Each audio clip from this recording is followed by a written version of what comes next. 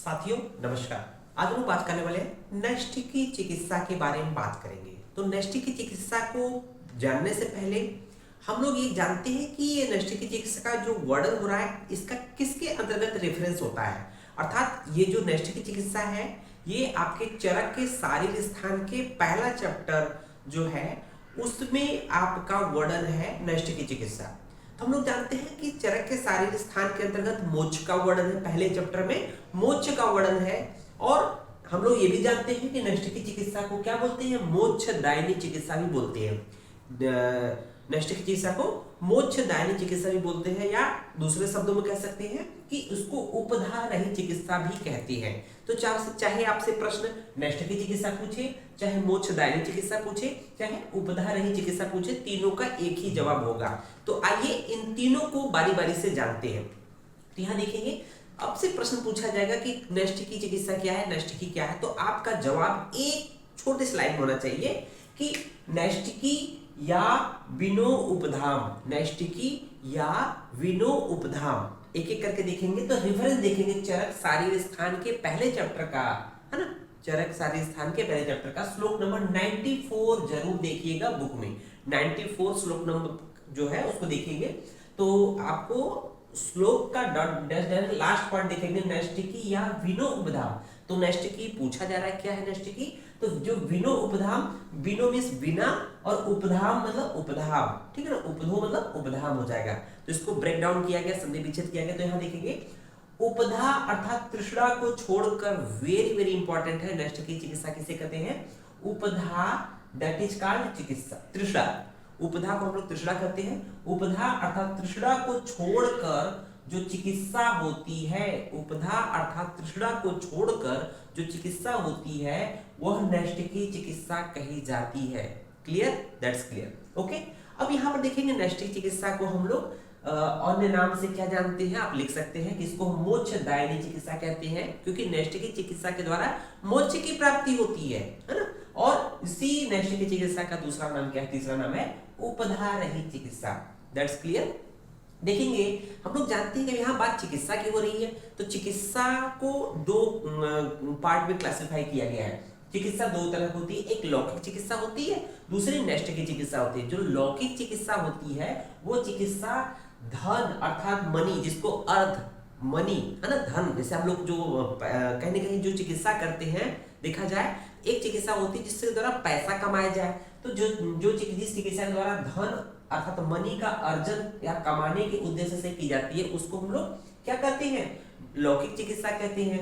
जब आप पैसा कमाओगे, पावर कमाओगे, अर्थात पैसा धन अर्थ की कमाई करोगे, है ना, संग्रह करोगे, कलेक्शन करोगे, तो क्या होगा, उसके साथ साथ आपके अंदर लालच की प्रवृत्ति आएगी कि जितना कमाओगे उतना ज्यादा आपके अंदर होगा कि और कमा ले और संग्रह कर ले।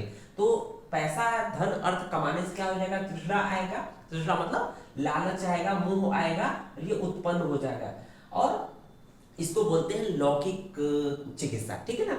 जब ये हो जाएगा तो अब फिर देखेंगे नष्ट की चिकित्सा का नंबर आता है। नष्ट की चिकित्सा क्या है, तृष्णा अर्थात लालच रहित चिकित्सा, मतलब वह चिकित्सा जिसमें आप निस्वार्थ भाव से करते हैं, किसी भी मतलब पैसे या धन की इच्छा से नहीं करते हो, इसी को हम लोग मोक्षदायिनी चिकित्सा भी कहते हैं। आइए इसको डिटेल में हम लोग पढ़ते हैं। तो यहाँ देखेंगे इस प्रकार त्रैकालिक चिकित्सा, इस प्रकार जो त्रैकालिक चिकित्सा मतलब भूत भविष्य वर्तमान में, त्रैकाल मतलब त्रिकाल मतलब भूत भविष्य वर्तमान, इस प्रकार त्रैकालिक चिकित्सा उपधा अर्थात तृष्णा रहित चिकित्सा नष्ट की कही जाती है ना।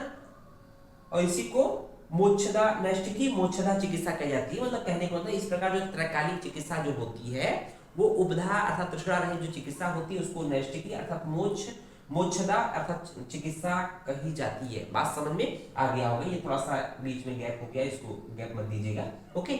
अब आइए देखते हैं, बात हो रही है उपधा की। तो उपधा क्या है, आपसे प्रश्न दोबारा पूछ सकते हैं, नष्ट की बात आप उपधा से आप क्या समझते हैं। तो आइए क्लियर कर देते हैं उपधा क्या है। देखेंगे उपधा को के लक्षण, एक उपधा को एक्सप्लेन करने के लिए कणाद एक दर्शनाकार थे, दर्शन के रचयिताकार कणाद थे। तो हम लोगों ने दर्शन की जब बात की गई कर रहे थे फर्स्ट ईयर में, तो हम लोगों ने कहा था कि किस दर्शन को आचार्य कणाद ने दिया है, आपको आंसर देना है ना। हम लोग कहते हैं कि सूक्ष्म कण, है ना। तो आपको बताना है किस दर्शन की को आचार्य कणाद ने दिया है ना, प्रतिपादित किया है। तो देखिए आचार्य कणाद ने उपधा को क्या एक्सप्लेन किया है कि भाव दोष उपधा अदोषोष अनुपधा, भाव दोष उपधा अदोषोष अनुपधा, अर्थात कि जिन दोषों के कारण, अर्थात जिन दोषों के कारण सृष्टि अर्थात भाव का आरंभ होता है, अर्थात कि जिन दोषों के कारण सृष्टि अर्थात भाव, मतलब भाव दोष उपधा मतलब जिन दोषों के कारण, मतलब जिन दोषों के कारण सृष्टि अर्थात भाव का आरंभ होता है, प्रारंभ होता है, या जिन दोषों के कारण संसार स्थिर रहता है, उस दोष को उपधा कहती है। तो आचार्य कणाद ने उपधा एक्सप्लेन करते हुए कहा है कि जिन दोषों के कारण जो सृष्टि अर्थात भाव का आरंभ होता है, या जिन दोषों के कारण संसार स्थिर रहता है, उसे उपधा कहते हैं। उन दोषों को उपधा कहा जाता है। ये दोष है कौन? ये दोष है रज और तम, जिससे आप भली भांति परिचित है। रज और तम से जो व्यक्ति जो ग्रसित रहता है, तो विभिन्न मतलब कि इन्हीं रज तम की वजह से सृष्टि की उत्पत्ति होती है, इन्हीं रज तम की वजह से संसार स्थिर रहता है। अब देखिए कि इन दोषों से ही संसार चलता रहता है, इन दोषों से ही संसार चलता रहता है। और आत्मा का संबंध, आत्मा का बंधन भी रजतम की वजह से ही होता है। आत्मा मोक्ष को प्राप्त नहीं कर पाती है, क्योंकि जब तक मन रजतम से युक्त होगा, तब तक आत्मा जो है, उस शरीर की आत्मा कभी भी मोक्ष को नहीं प्राप्त होगी। ठीक है, तो ये रजतम अर्थात यही दोष है जो कि पृथ्वी अर्थात संसार को स्थिर रखता है और आत्मा को बांधे रखती है, रजतम। ठीक है, अब देखेंगे आचार्य चरक ने उपधा के बारे में क्या बोला है। तो कहा कि उपधा ही दुख अर्थात रोग और दुख का आश्रयभूत शरीर की उत्पत्ति में मूल कारण होता है। आचार्य चरक ने बोला है उपधा जो होती है दुख का कारण है, दुख अर्थात रोग का कारण है, और शरीर का और रोग का जो आश्रयभूत, जो रोग का आश्रय क्या है, शरीर, उस शरीर का भी उत्पत्ति का मूल कारण उपधा होता है। क्लियर है? तो चरक ने कह दिया कि उपधा जो होती है दुख का कारण होता है, साथ ही साथ दुख का जो आश्रय होता है, दुख किस पे होता है, दुख अर्थात जो रोग होते हैं वो शरीर पे होते हैं, तो उस शरीर की उत्पत्ति का भी मूल कारण हमारा उपधा ही होता है। ठीक है, बात समझ में आ रही है? That's clear. उसको देखेंगे सभी प्रकार के उपधाओं का त्याग करना, चरक ही बोल रहे हैं कि सभी प्रकार के उपधाओं अर्थात लालच तृष्णा का त्याग करना ही संपूर्ण दुखों का नाशक माना गया है। स्वाभाविक बात है, आप लालच नहीं करेंगे तो आपके अंदर एक तरह से आपके अंदर मोह नहीं आएगा, संचय करने की प्रवृत्ति नहीं आएगी, तो आप बिल्कुल निश्चिंत रहोगे, मतलब किसी तरह की आप बीमारियों से ग्रसित नहीं रहोगे।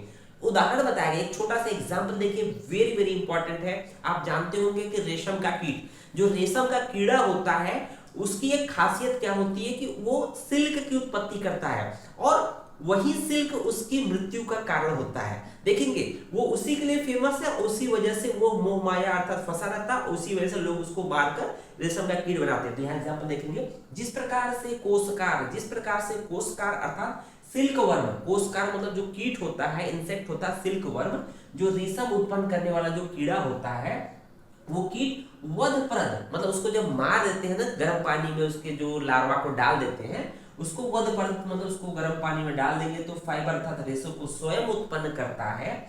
उसी प्रकार मूर्ख पुरुष